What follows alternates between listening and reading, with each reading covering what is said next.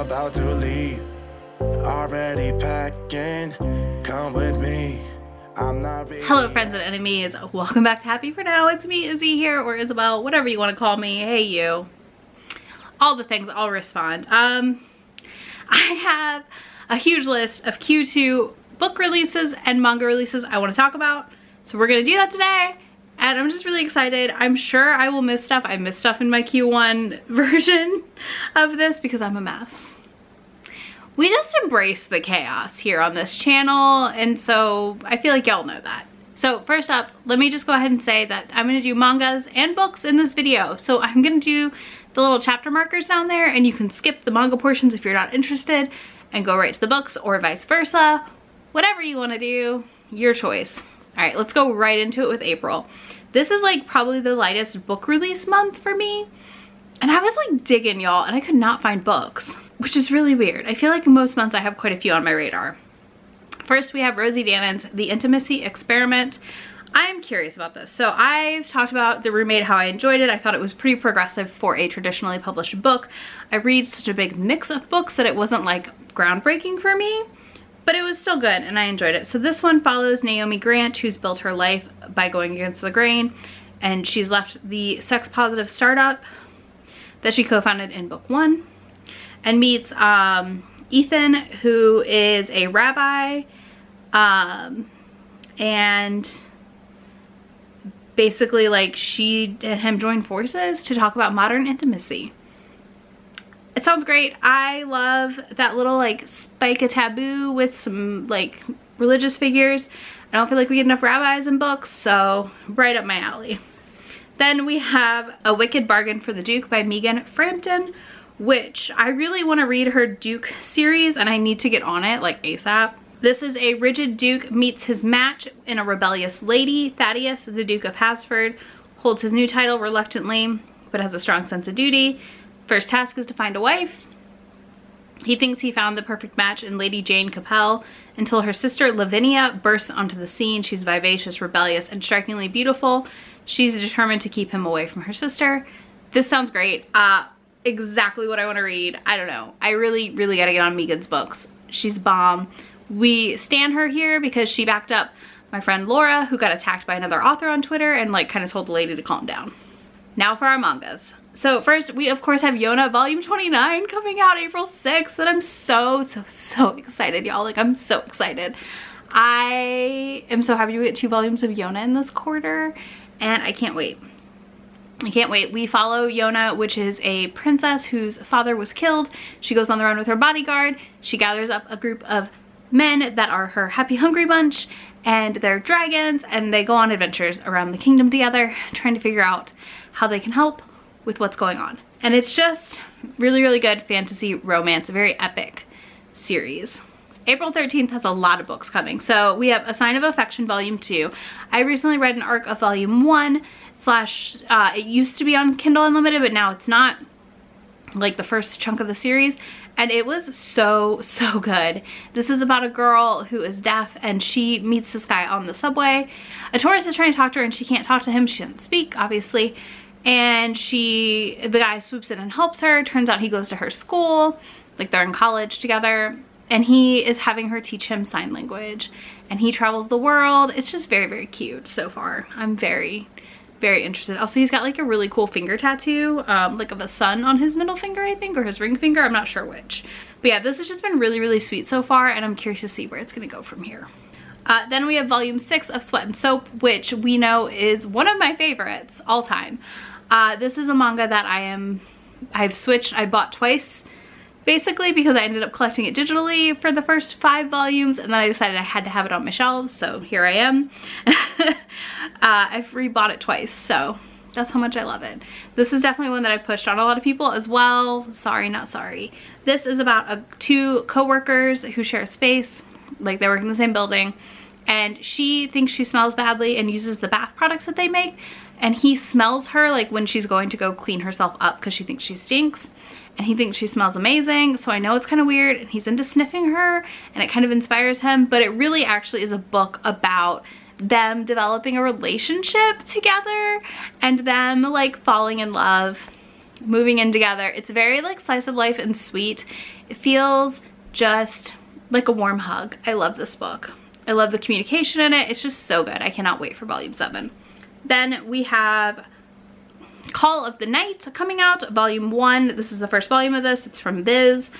This is a vampire manga? One sleepless night, Ko slips out to walk the streets. Life After Dark's a Life After Dark's a revelation when flirtatious Nizuni invites Ko to spend the night at her place in an abandoned building. He's stoked, but when he awakens to kisses on his neck with a little too much bite to them, something maybe happened. And then there's just kind of like vampires. I'm curious about this. I don't know if it's gonna be great. My friend Shay read volume 1 and she enjoyed it as an arc, but I just figured it sounded interesting at the very least to me, and I love vampires and I want to read some more like darker manga, I guess we would call it. So yeah, I'm very excited for that. And then we have Nina the Starry Bride, which is coming out from Kodansha. So there's no cover for this, so I got nothing to show you. But Nina had a rough start to life, stealing to survive and eventually being sold into slavery by her closest friend. But to her surprise, her captor, Prince Azur, ordained that she would live the life of a princess, specifically that of a recently deceased princess priestess, Alicia. But despite her changing fortune, Nina won't give up her old life without a fight, and Azur might just be the one to finally match her wits. But how much can she trust him? And can she stop the feelings budding in her heart, knowing she must eventually marry another? So this is one I'm excited for. It's a digital only title, so I will probably be picking that up on release day, because if I don't like it, whatever. All right, and then April 20th, we have Blue Flag Volume 7, which is the second to last volume of this series. It ends on volume 8, which I just found out, and I'm really sad about because I had no idea. I mean, it makes sense. It feels like it's wrapping up, but I'm still sad. This is a love quadrangle? I don't know. Anyways, it's a love square with a lot of intersecting lines. There's 4 best friends, 2 girls and 2 boys, and the boy is in love with the other boy and the girl's in love with the other girl, and then the boy and the girl are in love with each other. So whatever that shape is, that's what's happening here. I just read volume 6 and it ripped my heart out. So I'm not prepared for volume 7. But I really love it. I think this is a great LGBT slice of life manga. It's a very fun, the art's beautiful. Cannot wait for volume 7. I'm gonna cry probably. Next we have Honeyblood Beauty and Her Vampire. This follows a girl who's beautiful, but is her rare honeyblood draws a crowd, and thus she has a bodyguard that's a vampire. And it sounds like it's, I don't know if it's adults like josei or if it's shoujo right now, but he's got a perverted and sadistic streak, so I'm thinking josei. And y'all, again, vampires, please, yes, thank you. Very easily pleased over here. And then volume 2 of Those Not So Sweet Boys also comes out April 20th, and I just cannot wait. I loved volume 1. I read an arc of it as well and really enjoyed it. It's a very fun setup for a situation. I don't know if it's gonna be her with multiple of the boys or just one boy or how that's gonna work really, but I really liked it. I liked it a lot. All right, May books. Let's get to it. First, we have 10 Truths and a Dare by Ashley Elston. So I loved 10 Blind Dates. I thought it was such a cute book. It was such a great YA that I knew I wanted to read this because why not?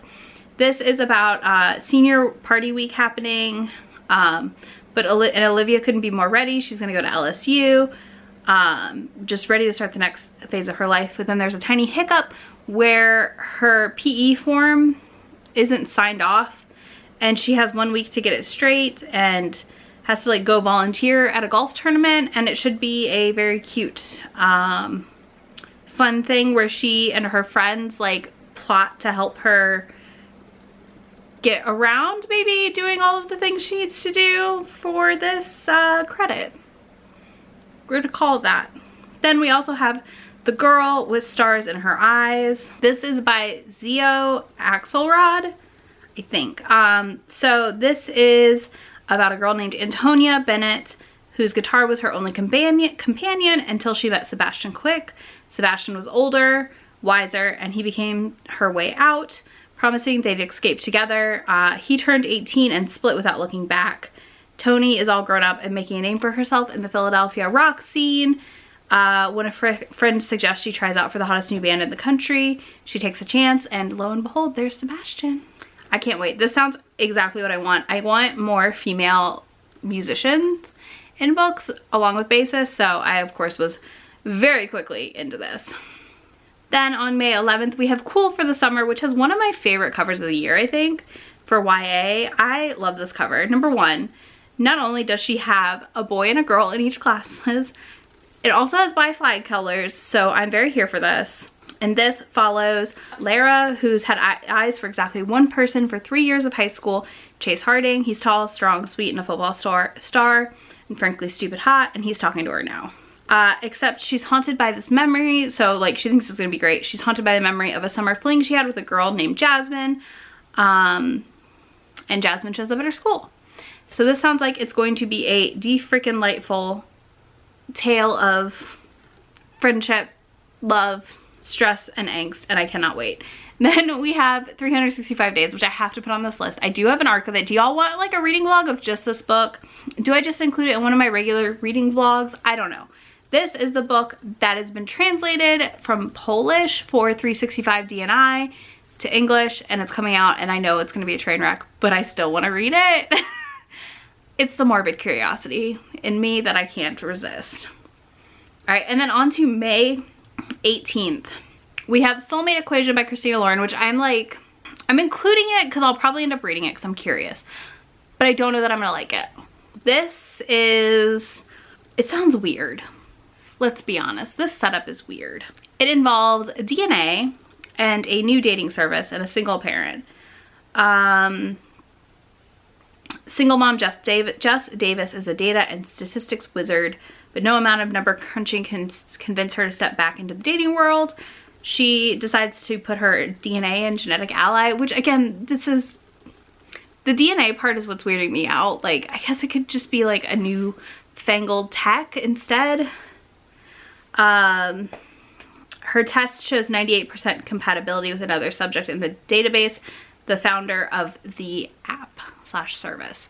So, I mean, it sounds cute. I'm curious, but I'm also like, ugh, is this gonna be gross? It very quickly could turn very gross, and that's the problem. Next, we have our other release for that day, which is Rosaline Palmer Takes the Cake by Alexis Hall, who I still need to read boyfriend material from, but this is about a baker, so I'm immediately in. We all know I love to bake. And she dropped out of college to raise her daughter, and she's like teetering on the edge of financial disaster, and she lands a spot on the nation's most beloved baking show. Winning the prize money would give her and her daughter the life they deserve, and we'll see how it goes. I just love bakers. I love the setup of this, the baking show, and the love interest being there. It sounds really cute. Really, really cute.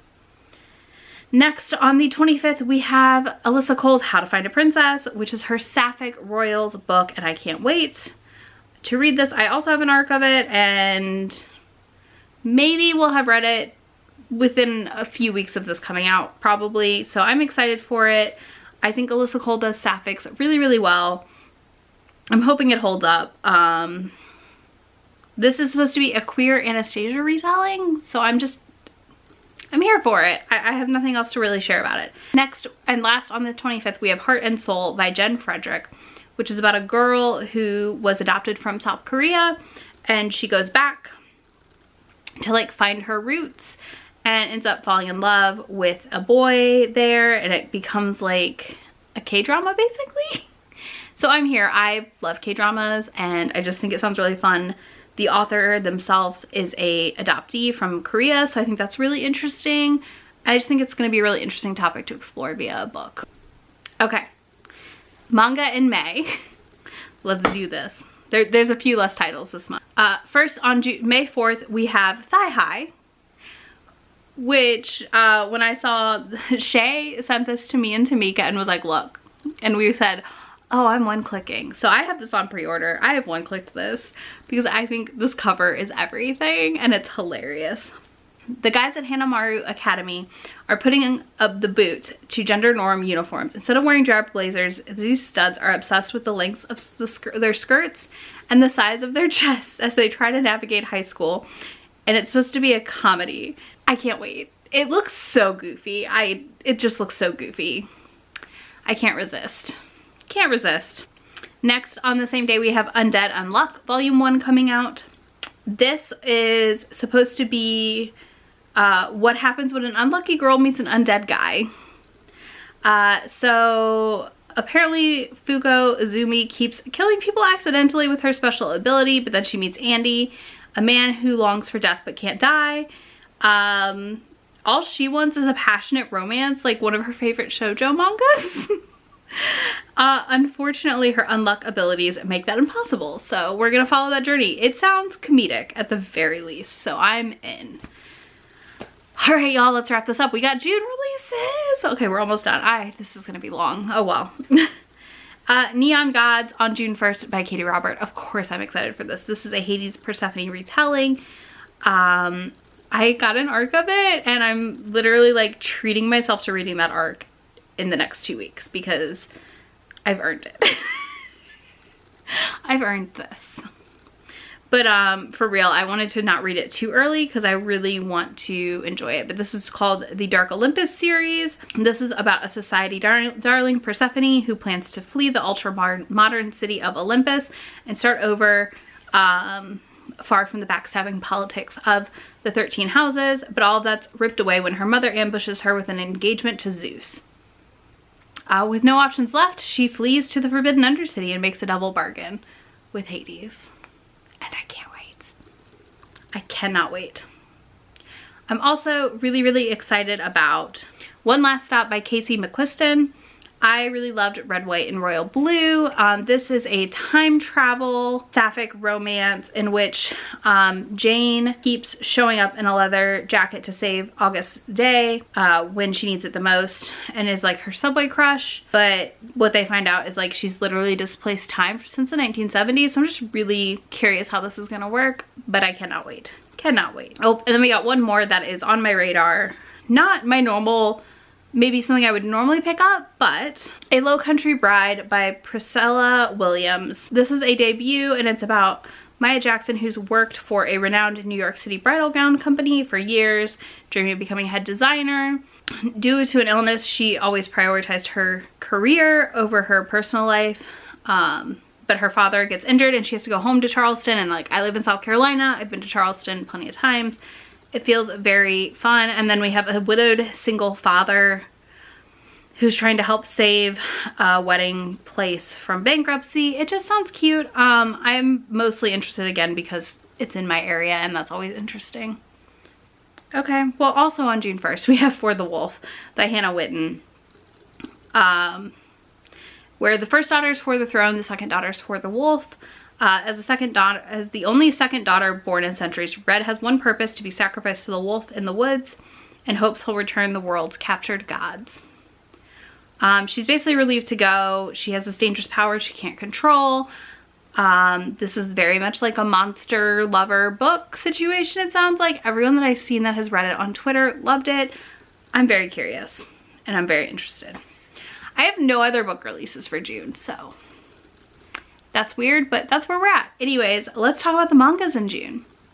In June, on the 1st of June, we have Yakuza Lover coming out. Number one, I love this cover immensely. I love a bad boy. We know this. So she's attacked by, this girl's attacked by drug dealers. She's saved by this young Yakuza boss. And she's attracted to him, but she's convinced herself that she's not in the market for the bad boy type. But they keep meeting again and she's really drawn to him. And she goes to thank him after the attack. So I'm very excited. This sounds amazing. Again, exactly up my alley, so I can't wait to read it. Then we also have Yona Volume 30, and I cannot wait. That also comes out June 1st, so again, just can't wait. Same summary as before. I'm not gonna repeat it. You just heard it. Then we have How Do We Relationship Volume 3 coming out on June 8th, which I just recently read volumes 1 and 2 of and adored. This follows two friends in college, Mia and Seiko, and they're being couples, and like there's miscommunication. It's very slice of life, some drama, you know, issues in general around being queer and being accepted or not accepted. So yeah, I can't wait to see where that goes. And then on the 15th, we have the finale of Blue Flag with Volume 8. And I'm gonna cry about it for a while, but it'll be fine. That means that I'm extra excited to put it all on my shelves and have a completed series, because I love collecting completed things and knowing like I have them all. So those are all the book and manga releases for the next quarter that I'm excited about, and I'm sure I missed some, so be sure to tell me what you're excited about in the comments, or drop a book stack emoji, because holy crap, my TBR is out of control. I feel like it just keeps getting worse and worse. But if you liked this video, give it a thumbs up, and you can find links to all these books in that description box down there, along with links to anywhere you can be my friend on the internet. I will see y'all in a few days. I'm Bye. not really asking, we'll get away to a place where we don't know.